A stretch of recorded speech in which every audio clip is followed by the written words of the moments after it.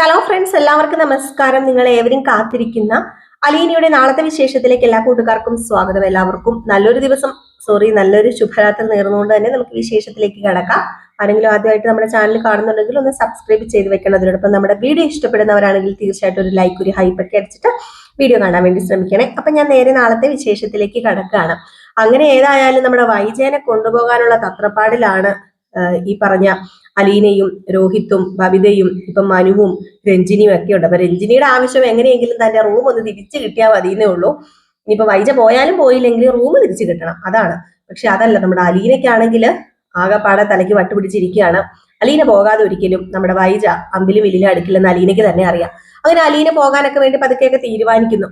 അതൊക്കെ അവിടെ നിൽക്കട്ടെ. നാളത്തെ സന്ദർഭം അല്ലെങ്കിൽ കഥാഭാഗം എന്ന് പറഞ്ഞു കഴിഞ്ഞാൽ നിങ്ങൾ പ്രമോയിൽ കണ്ടു കാണുമായിരിക്കും. നമ്മുടെ ടോണി ഷെറിനെ ഒരു വർഷം എങ്ങാണ്ടായി കണ്ടിട്ട്, ടോണി ഷെറിനെ ഉപേക്ഷിച്ച് പോയിട്ട്.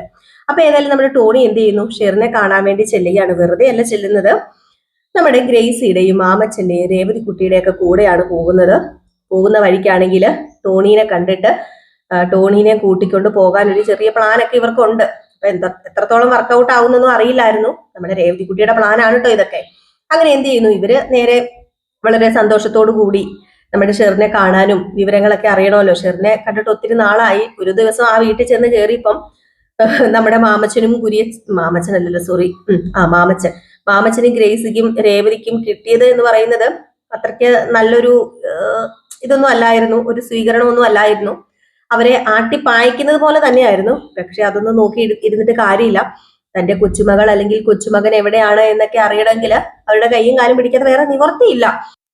അവരുടെ കാലും കൈയും പിടിക്കാതെ വേറെ നിവൃത്തിയില്ലാത്തത് കൊണ്ടാണ് അന്ന് നമ്മുടെ ഷെറിനെ കാണാൻ വേണ്ടി അങ്ങോട്ടേക്ക് ചെന്നതൊക്കെ. ഏതായാലും ടോണിച്ചനെയും കൂട്ടിയാണ് ഇവർ പോകാൻ തീരുമാനിച്ചിരിക്കുന്നത്. ടോണിച്ചനെ കൂട്ടി പോകാൻ തീരുമാനിച്ചൊന്നുമില്ല. ഏതായാലും പോകുന്ന വഴിക്ക് നമ്മുടെ ടോണിച്ചനെ കാണുന്നുണ്ട്. അപ്പം ടോണിച്ചനെ കാണുകയോ ടോണിച്ചൻ്റെ അടുത്തേക്ക് പോകുകയോ അങ്ങനെ കണ്ടൊരു സന്ദർഭമുണ്ട്. അപ്പം അങ്ങനെ നമ്മുടെ ടോണിച്ചനോട് പറയുകയാണ്, ഞങ്ങൾ പോകുന്നത് വേറെ എവിടെയും അല്ല, നിന്റെ ഭാര്യനെ കാണാനാണ്, ഷെറിനെ കാണാനാണ് ഞങ്ങൾ അങ്ങോട്ടേക്ക് പോകുന്നത്. പോയാൽ എങ്ങനെയാവുന്നൊന്നും ഞങ്ങൾക്കറിയില്ല. അവിടെ ഷെറിൻ്റെ ആങ്ങളമാരും അതുപോലെ ആൾക്കാരൊക്കെ ഞങ്ങളോട് നല്ല രീതിയിലല്ല പെരുമാറിയിരിക്കുന്നത് എന്നിങ്ങനെ പറഞ്ഞപ്പോഴത്തേക്കും നമ്മുടെ ടോണിച്ചനും തോന്നുകയാണ്. അപ്പോൾ ടോണിച്ചൻ കഴിഞ്ഞ ദിവസം വിളിച്ചിട്ടുണ്ടായിരുന്നല്ലോ ഷെറിനെ. എന്തൊക്കെയാണേലും കഴുത്തിൽ താലി കെട്ടിയ ഒരു സ്ത്രീ ആണല്ലോ. അപ്പോൾ ആ ഒരു ബഹുമാനവും പരിഗണനയൊക്കെ നമ്മുടെ ഷെറിനല്ല ടോണിക്കുണ്ട്. പക്ഷേ ഈ പറയുന്ന ഷെറിൻ്റെ ആക്രമണം എന്ന് പറഞ്ഞിട്ടുണ്ട് സഹിക്കാൻ പറ്റാത്തതിനും അപ്പുറമാണ്, സഹിക്കുന്നതിനും അപ്പുറമാണ്. ഉപദ്രവിക്കുക അങ്ങനെയുള്ള കാര്യങ്ങളൊക്കെ ചെയ്യുന്നുള്ളത് കൊണ്ട് തന്നെ നമ്മുടെ ടോണിച്ചൻ അങ്ങനെ ഉൾക്കൊള്ളാനായിട്ട് കഴിയില്ല. ടോണിച്ചന് നല്ല ഒരു ഭർത്താവിനും ഉൾക്കൊള്ളാനായിട്ട് കഴിയില്ല.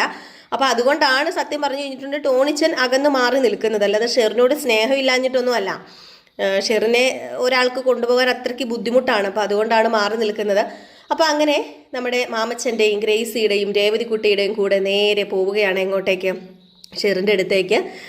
നമ്മുടെ ടോണിച്ചനും കൂടെ ചെല്ലുകയാണ്. അപ്പം വർഷങ്ങളായി അങ്ങോട്ടേക്ക് അങ്ങോട്ട് ചെന്നിട്ട് അപ്പം ഇത് ആവശ്യപ്പെട്ട് കഴിഞ്ഞപ്പോൾ അങ്ങോട്ട് പോകുകയാണ്. വരുന്നുണ്ടെങ്കിൽ തനിക്ക് തൻ്റെ ഭാര്യനെ കാണാമല്ലോ എന്നിങ്ങനെ ആവശ്യപ്പെട്ട് കഴിഞ്ഞപ്പോഴത്തേക്ക് ഞാൻ അവിടെ വന്നു കഴിഞ്ഞാൽ സിറ്റുവേഷൻ എന്താവുന്നൊന്നും എനിക്കറിയില്ല മാമച്ചനങ്ങളെ. പക്ഷേ എനിക്ക് വരണമെന്നുണ്ട്, ഷെറിനെ കാണണമെന്നുണ്ട്, അവളോട് സംസാരിക്കണമെന്നുണ്ട്. കഴിഞ്ഞ ദിവസമാണെങ്കിൽ ഞാൻ ഫോൺ വിളിച്ച് സംസാരിച്ചപ്പോൾ അവൾ എന്നോട് ഒരുപാട് സംസാരിച്ചു, തിരിച്ചൊരുപാട് സംസാരിച്ചു. അവൾക്ക് എന്നെ കാണാനുള്ള ആഗ്രഹമൊക്കെ ഉണ്ട്. പക്ഷെ അവളുടെ സിറ്റുവേഷൻ കണ്ടു കഴിയുമ്പോഴത്തേക്കും ഞാനും വല്ലാതെ ഇമോഷണലായി പോകുമെന്ന് പറയുമ്പം രേവതിക്കുട്ടി പറയുകയാണ്, എന്താണെങ്കിലും ടോണിച്ചായൻ്റെ ഭാര്യയല്ലേ, ഒന്ന് പോയി കണ്ടുകൂടെ, ഞങ്ങളുടെ കൂടെ വാ, ഞങ്ങളുടെ കൂടെ വന്ന് ഒന്ന് കണ്ടുകൂടെ. ചിലപ്പം കണ്ടു കഴിഞ്ഞിട്ടുണ്ടെങ്കിൽ ടോണിച്ചായനെ കണ്ടു കഴിഞ്ഞിട്ടുണ്ടെങ്കിൽ തീരാവുന്ന പ്രശ്നവും ചിലപ്പം ഷെറിൻ ചേച്ചിക്ക് ഉണ്ടായിരിക്കുള്ളൂ. ഞങ്ങൾ അന്ന് ചെന്നപ്പോൾ വല്ലാത്തൊരു മാനസികാവസ്ഥയിലായിരുന്നു ഷെറിൻ ചേച്ചി ഉണ്ടായിരുന്നത്. എന്തോ ഞങ്ങളെയൊക്കെ കണ്ടിട്ട് ഉപദ്രവിക്കുന്ന പോലെയൊക്കെ. പക്ഷേ ഇപ്പം പറഞ്ഞു കേട്ടെടുത്തോളം ടോണിച്ചനെ വലിയ ഇഷ്ടമാണല്ലോ ഷെറിൻ ചേച്ചിക്ക്. അപ്പം ചിലപ്പം ടോണിച്ചൻ ഇഷ്ടമുള്ളവരടുത്തുണ്ടെങ്കിൽ അങ്ങനെയുള്ള അതായത് ഈ ഒരു അസുഖമൊക്കെ മാറുമല്ലോ. അപ്പോൾ ഒന്ന് ഞങ്ങളുടെ കൂടെ വരത്തില്ലേ എന്ന് ചോദിച്ചപ്പോഴത്തേക്കും ഏതായാലും മാമച്ചനും ഗ്രേസിയൊക്കെ പറയുന്ന ആ ഒരേ സ്വരത്തിൽ പറഞ്ഞു കഴിഞ്ഞപ്പോഴത്തേക്കും എന്നാൽ പിന്നെ എന്ത് ചെയ്യാം, തൻ്റെ ഭാര്യനെ ഒന്ന് കാണാം, ഒരു വർഷം ആയില്ല, എന്നാൽ പിന്നെ അങ്ങോട്ടേക്ക് ചെല്ലാമെന്നും പറഞ്ഞുകൊണ്ടാണ് അങ്ങോട്ടേക്ക് പോകുന്നത്. ഏതായാലും അങ്ങോട്ടേക്ക് ചെന്നിറങ്ങുമ്പോൾ തന്നെ അവിടെ ഉള്ളത് വേറെ ആരുമല്ല, കുറച്ച് മനസാക്ഷിയൊക്കെ ഉള്ള നമ്മുടെ ഷെറിൻ്റെ ആങ്ങളയുടെ ഭാര്യയാണ് കേട്ടോ. അപ്പോൾ ഇവരെ കണ്ടതും എന്ത് ചെയ്യുന്നു, കയറി വാ എന്ന് പറയുന്നുണ്ട്. പക്ഷെ ഒരു പതർച്ചയുണ്ട്, എന്താവും എങ്ങനെയായി തീരുന്നൊന്നും അറിയില്ല. ഏതായാലും മാത്രമല്ല നമ്മുടെ ഷെറിനെ കാണണം, ഷെറിനോട് സംസാരിക്കണം, മാത്രമല്ല എല്ലാ കാര്യങ്ങളും അറിയണം എന്നൊക്കെ ഉദ്ദേശിച്ച് വരുന്നത് കൊണ്ട് ഇനിയിപ്പോൾ ആരുടെ മോത വീർപ്പിച്ചാലും അത് ആര് നല്ല രീതിയിൽ സ്വീകരിച്ചില്ലെങ്കിലും ഇവർക്കാണല്ലോ പ്രാധാന്യം. അത് കണ്ടുപിടിച്ചേ പറ്റത്തുള്ളല്ലോ. അപ്പോൾ അതുകൊണ്ട് എന്ത് ചെയ്യുന്നു, നേരെ കയറി ചെല്ലുകയാണ്. ചെന്ന് കഴിഞ്ഞപ്പോഴത്തേക്ക് നമ്മുടെ ടോണിച്ചനും ഉണ്ട്. അപ്പം ടോണിച്ചനോട് ആ ഒരു സമയത്തൊക്കെ ഈ പറഞ്ഞ് നമ്മുടെ ഷെറിൻ്റെ ആങ്ങള വന്നു കേട്ടോ. അപ്പോൾ ആങ്ങളെയും വളരെ നല്ല രീതിയിലൊന്നും അല്ല സംസാരിക്കുന്നത്. എന്താ പറയുക, ഒരു മുരട് പിടിച്ചൊരു സ്വഭാവം പോലെയാണ്. ഒരുപക്ഷെ പെങ്ങൾക്ക് ഇങ്ങനത്തെ ഒരു അവസ്ഥ വന്നു, ഭർത്താവ് ഉപേക്ഷിച്ചു പോയി എന്ന ആ ഒരു രീതിയാണല്ലോ. ടോണിച്ചൻ അങ്ങനെ മാറ്റി ഇവിടെ കൊണ്ട് നിർത്തിയല്ലോ. അപ്പോൾ അതിൻ്റെ എത്രയെന്ന് പറഞ്ഞാലും തൻ്റെ പെങ്ങളുടെ ജീവിതം അവിടെ തീരുകയാണല്ലോ. അപ്പോൾ അതിൻ്റെ ഒരു ദേഷ്യം അല്ലെങ്കിൽ രോക്ഷം നമ്മുടെ ടോണിച്ചനോടുണ്ട്. അപ്പം ടോണിച്ചനോട് തന്നെ ചോദിക്കുന്നുണ്ട്, എത്ര നാളായി കണ്ടിട്ട്, എത്ര നാളായി, നീ അന്ന് ഉപേക്ഷിച്ചിട്ട് പോയതല്ലേ നിന്റെ ഭാര്യനെ, നീ അന്നാക്കിയിട്ട് പോയതല്ലേ എന്ന് ചോദിക്കുമ്പോഴത്തേക്കും ഈ പറയുന്ന മാമച്ചനും ഗ്രേസിയൊക്കെ പറയുന്നുണ്ട്, ആ ഒരു അവസ്ഥയായി പോയില്ലേ, അതുകൊണ്ടല്ലേ ആ കുട്ടിക്ക് ആ ഒരു അവസ്ഥ വന്നത് കൊണ്ടല്ലേ, അല്ലാതെ ടോണിച്ചന് ഇപ്പോഴും ഷെറിനെ ഇഷ്ടമില്ലാഞ്ഞിട്ടല്ല എന്നൊക്കെ പറയുമ്പോഴത്തേക്കും നിങ്ങൾക്ക് എന്തറിയാം കാര്യങ്ങൾ, നിങ്ങൾക്ക് കാര്യങ്ങളെക്കുറിച്ചൊന്നും ഈ യാതൊരു ഗ്രാഹ്യവുമില്ലാതെ ഇങ്ങനെ കിടന്ന് പ്രസംഗിക്കരുത്, കാര്യങ്ങളൊക്കെ അറിയണമെങ്കിൽ അത് ഞങ്ങൾക്കേ അറിയത്തുള്ളൂ എന്നൊക്കെ പറഞ്ഞപ്പോഴത്തേക്കും എനിക്ക് ഷെറിനെ ഒന്ന് കാണണമെന്ന് പറഞ്ഞിട്ട് നമ്മുടെ ടോണിച്ചൻ ഷെറിനെ കയറി കാണുകയാണ്. അയ്യോ, ഷെറിന് ഇതുപോലൊരു സന്തോഷമില്ല കേട്ടോ. ഷെറിന് അത്രയ്ക്ക് മാത്രം സന്തോഷവും നമ്മുടെ ടോണീനെ കണ്ടത് ഓടി വന്ന് കെട്ടിപ്പിടിക്കുന്നു. ഒരു കൊച്ചു കുട്ടിയുടെ ഒരു രീതിയാണ് കേട്ടോ ഷെറിനെ. എങ്കിൽ പോലും മറ്റുള്ളവരോട് ഒരു എന്താ പറയുക, മറ്റുള്ളവരെ ഉപദ്രവിക്കുന്ന രീതിയിലൊക്കെ പെരുമാറുന്നുണ്ടെങ്കിലും ടോണിച്ചനും ഒന്നും ചെയ്യുന്നില്ല. ടോണിച്ചനോട് സ്നേഹം മാത്രമാണുള്ളത്. എനിക്ക് തോന്നുന്നു ടോണിച്ചനും അതുപോലെ സ്നേഹിച്ച് കാണുമായിരിക്കും ആ ഒരു സമയത്ത്. അപ്പം നേരെ ചൊവ്വ ഇരുന്നപ്പോൾ സ്നേഹിച്ചൊക്കെ കാണുമായിരിക്കും. അപ്പം ആ ഒരു സ്നേഹം കൊടുത്തതിൻ്റെ ആയിരിക്കാം നമ്മുടെ വേറെ ആരോടും ഷെറിന് സ്നേഹമില്ല. വേറെ എല്ലാവരോടും സംസാരിക്കുന്നത് ക്രൂരതയുടെ ഒരു രീതിയിലൊക്കെയാണ്. മുഖത്ത് എന്താ പറയുക, ഇഷ്ടമില്ലാത്ത രീതിയിലൊക്കെ സംസാരിക്കുന്നത് നമ്മുടെ ഷെറിൻ ടോണിച്ചിനെ കണ്ടത് വലിയ സന്തോഷത്തോടു കൂടി കെട്ടിപ്പിടിക്കുകയൊക്കെ ചെയ്യുന്നുണ്ട്. ടോണിച്ചിനും വലിയൊരു നിസ്സഹായ അവസ്ഥയിലാണ് നിൽക്കുന്നത്. ഈ ഒരു അവസ്ഥയിൽ ഷെറിനെ കൊണ്ടുപോകാനും പറ്റില്ല. ഷെറിനെ ഈ ഒരു അവസ്ഥയിൽ കൊണ്ടുപോയി എന്ത് ചെയ്യും? ആ ഒരു രീതിയാണ്. കൊച്ചുകുട്ടികളുടെ സ്വഭാവമൊക്കെ ആണല്ലോ. മാത്രമല്ല നമ്മുടെ ടോണിക്ക് ജോലിക്ക് പോകുമ്പം ഇവളെ നോക്കാൻ ആരെങ്കിലുമൊക്കെ വേണം. മാത്രമല്ല കുടുംബത്തിലെ എല്ലാവർക്കും ഒരു ഇഷ്ടക്കേട് കാണൂല. അപ്പോൾ അതുകൊണ്ടൊക്കെ ആയിരിക്കാം ടോണിച്ചിന് ഇവിടെ കൊണ്ടാക്കിയിരിക്കുന്നത്. അപ്പോൾ അങ്ങനത്തെ കുറച്ച് സിറ്റുവേഷൻസ് ഒക്കെ ഉണ്ട്. അങ്ങനെ നമ്മുടെ മാമച്ചനും ഗ്രേസിയും രേവതിയും അങ്ങോട്ടേക്ക് വന്നത് തൻ്റെ കൊച്ചു മകനെ അല്ലെങ്കിൽ മകളെ തിരക്കി തന്നെയാണ്. അതറിയുവാൻ വേണ്ടി പല കാര്യങ്ങളും അങ്ങോട്ടും ഇങ്ങോട്ടും തിരിച്ചും മറിച്ചും ഗുണിച്ചും ഒക്കെ ഇവർ ചോദിക്കുന്നുണ്ട്. പക്ഷേ ഇപ്പം ഏത് ഓർഫനേജിലാണെന്നൊന്നും അറിയില്ല. ഏതോ ഒരു ഓർഫനേജിലാണ് താമസിക്കുന്നത് എന്നറിയാം, അല്ലാതെ ഏത് ഓർഫനേജ് ആണെന്നും ഒന്നും പറഞ്ഞിട്ടൊന്നുമില്ല. ഈ പറയുന്നത് നമ്മുടെ രേവതിക്കുട്ടി കണക്കെടുക്കുകയാണെങ്കിൽ രേവതിക്കുട്ടിക്ക് കുറേ അനാഥാലയങ്ങളുടെ പേരറിയാമല്ലോ. പക്ഷെ അങ്ങനെ ഒരു പേരോ കണക്കോ ഒന്നും പറയാൻ പറ്റുന്നില്ല, അവരങ്ങനെ പറയുന്നുമില്ല. പക്ഷേ ഏതോ ഒരു അനാഥാലയത്തിലാണ് ആ കുട്ടി ഉള്ളത്. ആ കുട്ടി ജീവിച്ചിരിപ്പുണ്ടെന്ന് കൺഫേം തന്നെ ആവുകയാണ് കേട്ടോ. അപ്പോൾ അങ്ങനെയാണ് ആ ഒരു സിറ്റുവേഷൻസ് ഒക്കെ കാണിക്കുന്നത്. നിങ്ങൾക്ക് എല്ലാവർക്കും കൂടുതലും ഇൻട്രസ്റ്റ് നമ്മുടെ അലീനയുടെ കഥ കേൾക്കാനാണെന്ന് അറിയാം. എങ്കിലും നമ്മുടെ കഥയിൽ രേവതിക്കുട്ടിയുടെയും ഷെറിനും അതുപോലെ ഗ്രേസി മാമച്ചനൊക്കെ വന്നു പോയല്ലോ. അപ്പോൾ അവരുടെ കഥയും പറയാതിരിക്കാൻ പറ്റില്ലല്ലോ. അപ്പം നാളെ തുടങ്ങുമ്പോഴത്തേക്ക് സീനും ഏറെക്കുറെ ഒരു 3/4 ഭാഗമൊക്കെ ഇവരുടെ കഥ തന്നെയാണ്. ഏതായാലും ഇതിനിടയിൽ നമ്മുടെ അലീന രണ്ടും കൽപ്പിച്ചിനി എന്താണ് ഒരു തീരുമാനം എടുക്കുകയാണ്.